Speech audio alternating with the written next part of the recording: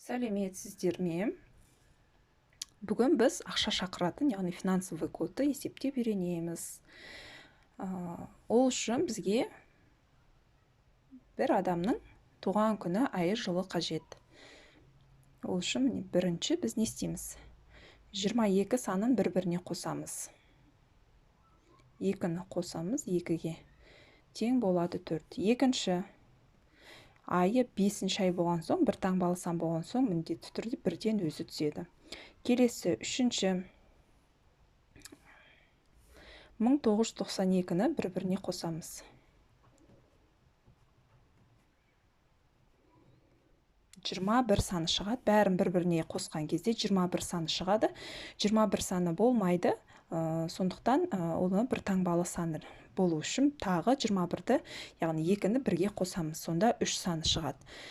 Келесі төртінші біз бірден бастап 3-ге дейін шыққан бір таңбалы сандарды бір-біріне қосамыз.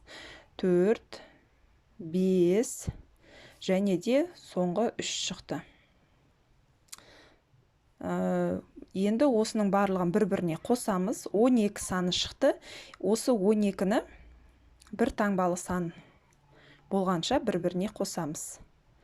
3 саны шықты. Және де осы барлық шыққан бір таңбалы сандарды осында жазамыз. Бөлек. 45, 33. Яғни бұл кісінің ақша шақыратын коды 45, 33.